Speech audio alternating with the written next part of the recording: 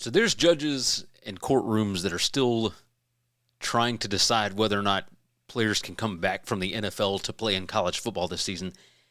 And the season starts in less than a week. I mean, it's absurd. And no, not every team is playing this weekend, but the chemistry stuff going on is going to be nuts. Week 0 is coming up. That's right. We got 8 games to discuss. I'm going to give you my picks and what my model thinks, etc., for each of those right now. Welcome in. Winning Cures Everything. It is a college football podcast. I'm your host, Gary Seegers, at GaryWCE on all the different socials. Most active on X, obviously. And you can, of course, check out the website, winningcureseverything.com. Subscribe, like the video, all that good stuff. Going to be here all season long. Hopefully you will join us. We have a lot of fun things in store. There's only 8 games this week, so I'm just going to go over all of them. Each week, I normally do the top 10 biggest games and then the games that I like the most and other random ones, etc. I will give you my official plays. We'll go from there. But, yeah, let's not waste a lot of time. Let's go on and get into game number 1. Game number 1, 11 a.m. Central Time, God's time zone. Of course, this one on ESPN. It's from Dublin, Ireland. And this would be the TCU Horned Frogs against the North Carolina Tar Heels. The original spread on this was like 6.5. It has gone up to 7.5 in some places in favor of TCU. As you can see, the model here has TCU minus 4.4. So not nearly what you would think. Everybody seems to be crapping just all over North Carolina this offseason. And it is completely justified. It makes the most sense. Like, they were awful last year. You've had a lot of things going on with the general manager being on leave, the defensive coordinator. I don't even know if he's back yet. That's Steve Belichick. It's Bill Belichick's son. But TCU has not been free of drama themselves, right? Jacob Fields, star safety that came over from Louisiana Tech, he has been dismissed from the team. There's all kinds of things going on. So let's take a look at what's happening here. Not to mention, the game is in Ireland. There have been games in Ireland the last 4 seasons. The underdogs have won outright in 3 of them. So, just something to pay attention to. Don't forget, Bobby Petrino is the new offensive coordinator for North Carolina. TCU, of course, Gordon Samus. He was at UConn last year. Petrino is awesome. He's awesome. And he's going to find a way to make this offense work one way or the other. I'm curious. They have the average offensive rank based on experience, based on everything else, is like number 108. I think they're going to perform significantly better than that. Sonny Dykes always has a good offense. Think they're going to be fine, especially with this new guy, Gordon Samus, coming in. Andy Avalos' defense should be pretty good. The North Carolina defense should be pretty good. The fact that this thing is over 7.5 seems a little odd to me. North Carolina, better than you would think as far as their roster. Number 55 in on-threes full talent, or full roster talent. TCU is number 31. But when you start going by position group, I don't think North Carolina is that bad. And I'm curious about all of this. Like, at TCU, everybody seems to think that they could be a team that could end up going 9-3, 8-4, something along those lines, like they have been doing under Dykes. But what if North Carolina is pretty good and can actually pull off something? Because this is a completely different North Carolina team than what you saw last year. I'm just saying, I feel like 7.5 maybe a little bit too big here. This is not one that I'm going to play, but as far as a pick for the show, yeah, I'm going to go with North Carolina if I'm getting more than a touchdown, which is exactly what we're getting here. So shop around for these lines, by the way, if you're going to bet this one, because you can get a 5.5 for TCU, or you can get a 7.5 for North Carolina. North Carolina plus 7.5 minus 102. It stinks. This is a trash bet. It's awful. I understand that. But crazier things have happened in Ireland. So, yeah, I'm going to roll with this. Give me North Carolina plus 7.5. Game number 2, we got USC hosting San Jose State. This one, 2 p.m. Central Time on NBC, so an early game out in L.A. USC right now favored by 38.5, total is 60.5 on it. My number on this has USC by 36.4, and thus begins the Lincoln Riley make it or break it season, right? Jaden Maeva doing good things, did awesome last year, currently ranked as the number 4 quarterback room. That's even with losing Longstreet. This is not even a question, right? USC is going to win this game. The question is by how much. That's why we talk about spreads on this show. Now, San Jose State does like to run the ball. Craig Stutzman, the offensive coordinator there. Could they find a way to potentially put points on the board? My guess is going to be no. A lot of bets on San Jose State at this number. The number has not moved, and I'm talking an astronomical amount at multiple books. And yet, nobody's moving the line. USC, Lincoln Riley, they like to come out, put up big numbers early. This seems like one of those spots where they will come out, and even with the backups in, they're still probably going to score and score and score. 52-10 gets this covered. 55-13 gets this covered, something along those lines. I think, I know it's a huge number, but when you look at offensive line versus defensive line, etc., I just don't know how San Jose State holds up in this game. USC is going to look to put a big number up early. They did it last year. Lincoln Riley has always done this. Against overmatched opponents, he takes his starters out eventually, but he lets his second string and his third string get some run, and they don't just call off the dogs. They run exactly what they were going to do, just with different personnel. And they will continue to do the same thing here. I don't anticipate San Jose State having much of a shot here. So even though this number is pretty outrageous and it goes against my model, I'm going to go with USC to cover the 38.5. Game number 3, the game that was supposed to be in Brazil. Virginia is hosting NC State, this one at 2:30 p.m. Central Time on ESPN. It's in Charlottesville, Virginia now. It is a home game for the Hoos. And right now, Virginia favored by 5.5. This one has kind of bounced a little all over. It opened at 3.5, got all the way up to 6, 6.5 in a couple of spots. Has since been bet back down. A lot of love for NC State this year. They did lose some guys. Obviously, you see based on their returning production, they are number 41 in returning production. Virginia is number 35. Now, this is adjusted returning production. It includes people that are starters, et cetera, that have come into the programs. But, I'm curious about NC State and their defense and what this defense is going to look like. Ever since they lost Tony Elliott, good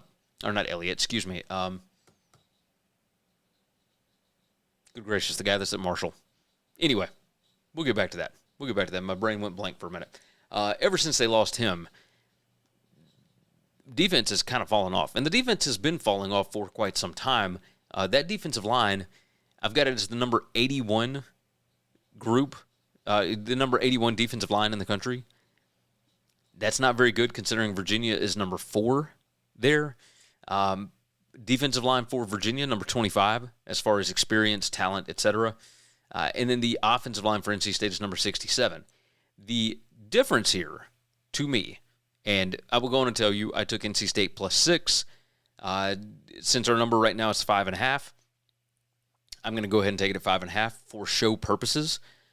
But I think NC State can stay in this. I trust Dave Doran as a coach. I wonder about Tony Elliott as, last year, won 11 ball games. It was a crazy successful year. Can they bring in as much turnover as they did for a second time? Do I think that this offense can run as well with Bo Pribula or whoever ends up taking that job? I think Pribula is the starter. Can the offense run as well as it did with Chandler Morris? Morris was almost the perfect quarterback for what they were trying to do last year. I like C.J. Bailey better as a quarterback. And, I look at the back seven for NC State. I think they got some real dudes back there. Curious about the lines of scrimmage, though. So I think this one could end up being pretty tight. My model has NC State as only a 1.4-point underdog. I'm going to go with NC State to keep this thing relatively close. Virginia won a lot of one-score games last year. Maybe a little regression headed this way. I'm curious about that. So, Virginia, as far as experience and everything, they've got the most snaps coming back, at least transfers in, etc. They got the most snaps of experience in the entire ACC. I still think NC State can hang around in this game. So, we're going to take the Wolfpack plus the 5.5. You want extra Winning Cures Everything content and a way to support the show directly? Head over to buymeacoffee.com/winningcures and become part of the community today. Shirts, hoodies, hats, and more. The latest WCE merch is now available. Support and rep your favorite college football show today. Just visit winningcureseverything.com/store. Game number 4, and we have the first ever FBS game for the North Dakota State Bison. They're hosting Jacksonville State. This one's 4:30 p.m. Central Time on CBS Sports Network. Right now, this one at the Fargo Dome. North Dakota State is a 6.5-point favorite. Now, this thing has gone all the way up to 10 at one point. It has now gotten all the way under a touchdown. My number has this North Dakota State minus 3.5. And if you look on the screen, you will see, based on last year's numbers, and no, North Dakota State did not play an FBS schedule last year, but if you toss in what their numbers were into the FBS ratings, they were number 3 in success margin last year, number 1 in predicted points added margin, and number 9 in explosive play margin last year. Jacksonville State was nothing close to that. Obviously, a much more difficult schedule for Jacksonville State. There's some... I'm interested in this. One, because I know that crowd is going to be absolutely insane. They are going to be all over the place for this game. But I don't know what to expect, because when you look at experience, talent, etc., I mean, North Dakota State is number 81 in adjusted returning production. They were awesome last year, but they are number 134 in on-3 full roster talent. Can you take a really strong FCS team, move them up to FBS, and have them just dominate against a lower-level conference? Well, not lower-level. How about this? A championship-caliber CUSA team. I'm intrigued, because when you start looking at position groups based on talent, experience, etc., this is not the same North Dakota State team that they were last season. They were awesome last year. Even still, Jacksonville State was pretty good last year, and I love their quarterback. I think they're going to be awesome. I think he makes a huge, huge difference here, and that Jacksonville State defensive line ain't nothing to sniff at, right? This is going to be an interesting test for North Dakota State. However, they are at home, and they are going to be fired up for this. I am curious whether or not Jacksonville State's defense can stop this triple option attack, because I don't think Tim Polasek and company are going to change what they do on offense. It'll be some new pieces, but this is a difficult spot. My number has it North Dakota State minus 3.5. I'm going to go against the model on this, because I think we don't know exactly what the home field advantage is going to be yet. But that thing got down to 6.5. I'm going to take North Dakota State to cover the 6.5. It's below a touchdown. I'll go with that, because I think they are going to be absolutely bouncing off the walls in the Fargo Dome. But I don't think that this is just going to be as simple as North Dakota State moves up, they play in the Mountain West, and they go undefeated. I think there's going to be some growing pains here. This is going to be an interesting game. But North Dakota State minus 6.5 for me, at least for this show. Game number 5, and we got a MAC battle. And it is the first game for Sacramento State going on the road to Ypsilanti. They're going to take on the Eastern Michigan Eagles here. And everybody at this point, if you've been watching me for any amount of time, should know that I love Chris Creighton and what he has done with that program. They are a bunch of rabid dogs. That's how I see it. a bunch of rabid dogs. They will fight you in the parking lot and then go inside and still beat your rear end inside. And I love it. I love how tough this team is, always. So, Alonzo Carter is the new head coach for Sacramento State. As far as on-3 full roster talent, you're looking at number 131 and number 132. These are two not very talented football teams. And you start looking at adjusted returning production. Eastern Michigan, number 33 in adjusted returning production. Noah Kim back at quarterback. Sacramento State, number 131. So their head coach, of course, headed off to Colorado. He has taken his go-go offense with him. He was only there for one season. And now we've got a line of Eastern Michigan minus 8.5 with a total of 52.5 on this. There's no position on the field where Sacramento State has an advantage. Not to mention they have to travel. Not to mention this is their first FBS or first game as an FBS member. The offense could be good. They were number 21 in PPA margin last year, but different head coach, different scheme, different everything. I have no idea what they're going to look like this time around. I like Eastern Michigan. I like what they do, but the number is a little bit crazy at 8.5. I haven't known what to do with this because my number has it at Eastern Michigan minus 5.5. I think Eastern Michigan wins. I don't feel super comfortable laying more than 2 scores with them. However, I don't think Sacramento State is very good at all. I think they are going to be awful, especially on these road games.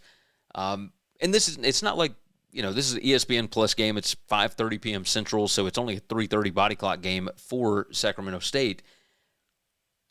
But I still think Eastern Michigan is set up to have a pretty good year in the MAC this year. So I'm going to go against the model, and I am going to side with Sacramento State, with Eastern Michigan. I'm going to take Eastern Michigan minus the 8.5. I think they're going to kind of lay it on them. I like Chris Creighton. Normally, he's not at his best as a favorite. I think this game's a little bit of a different circumstance. But when you look at the offensive line and the defensive line, I think Eastern Michigan has a significant advantage there. So, give me EMU minus 8.5. Game number 6, and we are going out to the farm. That's right, Palo Alto, Stanford hosting Hawaii, looking for a little bit of revenge after last year. Stanford, this is 6 p.m. Central Time game on the ACC network, and Stanford right now a 5.5-point favorite. Total is 49.5. This thing was 3.5 at a couple of, I think it was 2.5 even at one point. It got bet all the way up to 6 at one point, and now we've had a little bit of buyback on Hawaii. A lot of people love Stanford in this spot. I think a lot of people loved Stanford when it was a field goal, and now we've reached that point where it's certainly questionable, right? Certainly questionable. Timmy Chang, the head coach at Hawaii, they are number 86 in adjusted returning production. Stanford is number 37. Hawaii, the offense is always going to be pretty good. The issue for them this year is the line of scrimmage, and Stanford has a massive advantage with their offensive line against Hawaii's defensive line.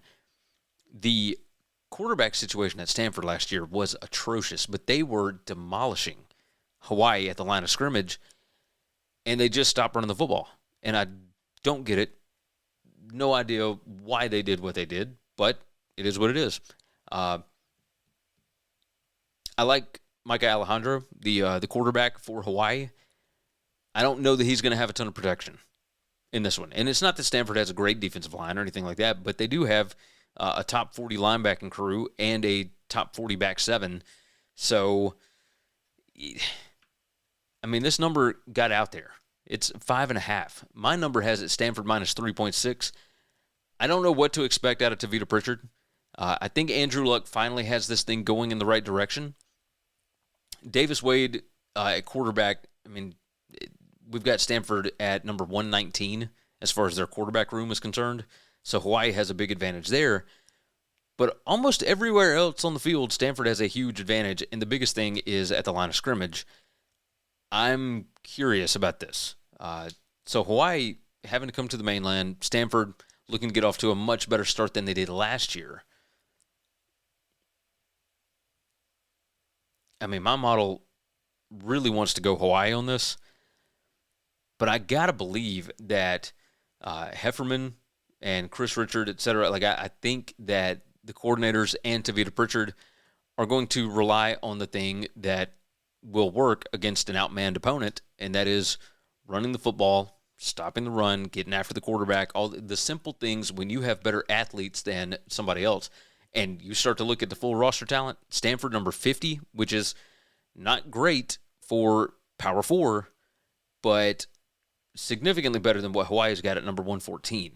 So I will go with Stanford here, minus the 5.5. Anything under a touchdown, I think I'm going to feel pretty good about because I don't think Hawaii can keep up so long as they run the football and they just keep trusting their offensive and defensive lines. That's my thing. So Stanford minus 5.5 is my pick there. Are you tired of sore knees or joints slowing you down? Go Sleeves uses built-in kinesiology tape technology to give you support, reduce pain, and help you recover faster. Use code WCE for 15% off over at GoSleeves.com. If you can't watch the show live, no problem. Subscribe to the Winning Cures Everything audio podcast and never miss an episode. Of course, make sure that you leave a 5-star review, and don't forget, it's available everywhere you get podcasts. Game number 7, New Mexico State heads down to Tallahassee. Week 0 game for Florida State.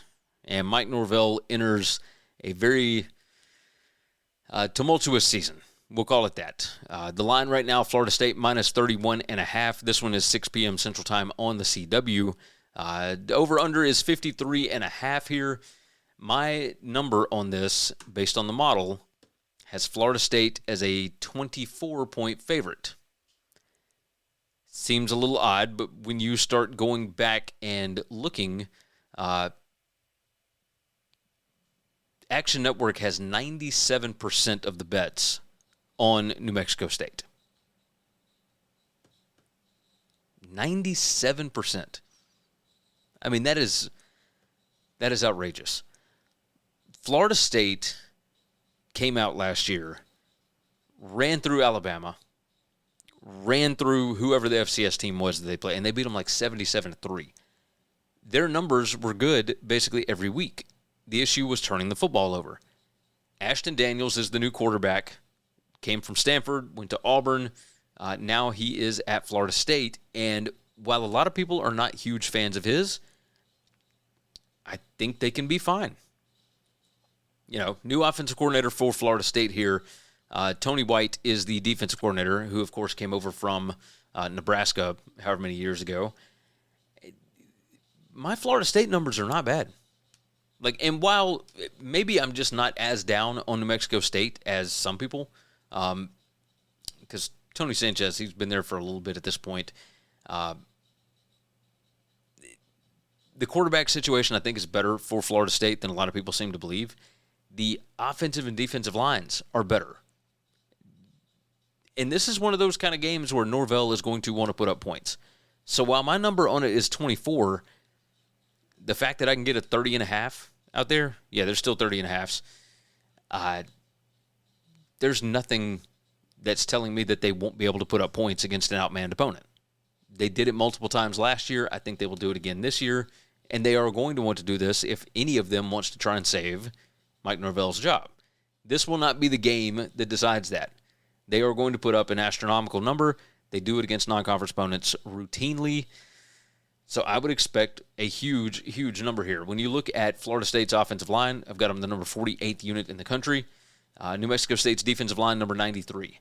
You look at just on-3 full roster talent, Florida State number 47, New Mexico State number 105. Florida State number 56 in adjusted returning production, New Mexico State number 88. So no, Florida State may not have national championship quality, but I can get a line that's less than 31. I'm going to take that. I feel good about the skill talent. I feel good about all of that, at least in this matchup for Florida State. So I will take the Seminoles at minus 30.5 here because I have very little trust in Tony Sanchez and his bunch to keep this one close. So Florida State minus 30.5. Game number 8 and the last game of Week 0, the UNLV Rebels and Mr. Dan Mullen, they are hosting the Memphis Tigers. Charles Huff in his first year there. This number right now, UNLV is favored by 6. My number has it UNLV minus 5.5. Now, I do believe that Memphis is going to outperform their rating, but when I punch stuff into the calculator, this is what comes out. I'm totally honest with you guys, and I tell you which way I go, whether my number likes it or not. The on-3 roster talent has Memphis number 71, UNLV number 83. When you look at adjusted returning production, both of these are outside of the top 100. Forget what these teams were last year. This is a completely different thing. Anthony Calandria was the quarterback for UNLV last year. He is gone. He is now at Nebraska. Now in comes Jackson Arnold and the kid that was at Michigan. We don't know Alex Orji. There we go. We don't know which one is going to start yet, but the fact that Jackson Arnold has not wrapped that thing up is intriguing to me. This one, by the way, 9 p.m. Central Time on Fox. It's at Allegiant Stadium. UNLV minus 6. Total is 57.5 on this, which has come down from the 59.5 that it was. The coordinators for Memphis, I am absolutely in love with. Absolutely in love with. Yes, Corey Dennis is a great offensive coordinator for UNLV. That's mostly a Dan Mullen offense, right? I mean, let's be honest with ourselves. Lance Guidry, I think he is an outstanding defensive coordinator. Don't get me wrong, it did not go great at Miami, okay? But when he was at Marshall, that team, they were full of wrecking balls. Like, he did amazing things at Marshall. So, Kevin Decker is the offensive coordinator. He came over from Old Dominion. I'm a fan of that. Like, I think Kevin Decker is great as well. This is a very, very interesting matchup. UNLV's defense was atrocious last year. They are number 96 in adjusted returning production. Memphis is number 108. But you start looking at the most important matchup on the field to me, and it's not quarterback. It's not, I think it's going to be Stokes for Memphis, and we'll see whether it's Jackson Arnold or Alex Orji for UNLV. Either one of those should be able to run that offense. The thing for me is Memphis is number 58 on defensive line, UNLV number 88 on the offensive line, and on the other side, UNLV number 132 on their defensive line, Memphis number 59 for their offensive line. There's some boys playing for Memphis. They have their roster looks like an AC or AAC championship roster. And UNLV, I think, has some holes that they got to figure out. I think this game could be really, really close. It would not shock me in the slightest to see Memphis win this thing outright. I trust Charles Huff as a head coach. I think he's fantastic. This is going to be an awesome, awesome Week 0 football game. So when you start looking at line of scrimmage, you start looking at, skill versus back seven, all that kind of stuff. Like, there are some things where UNLV has advantages, but Memphis got some dudes, like there's some real dudes, real dudes. So my number has this UNLV minus 5.5. I can get a UNLV 6. I'm going to take Memphis plus the 6, and I might sprinkle a little bit on the money line on this. So I will feel really good about that. All right, so let's recap these Week 0 picks. I'm taking North Carolina plus 7.5, USC minus 38.5. I am taking NC State plus 6, or I guess plus 5.5. I am taking North Dakota State minus 6.5. I'm taking Eastern Michigan minus 8.5. Stanford minus 5.5. Florida State minus 31.5. And Memphis plus 6. that feels really, really chalky. It's not so much 5 favorites, 3 dogs. That's not atrocious. That's not atrocious. We'll see how that does for me. And I guess for you guys.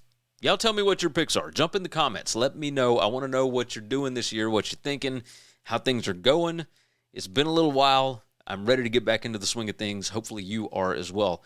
With that said, though, let's not waste a bunch of time. If you hadn't subscribed, go ahead and subscribe. Don't forget, buymeacoffee.com/winningcures. And the web store is up and rocking. So go ahead and check that out. If you want to wear a Winning Cures Everything t-shirt, that'd be good for me. I would appreciate it. All right, with that said, let's get out of here. Take care of yourself. Take care of each other.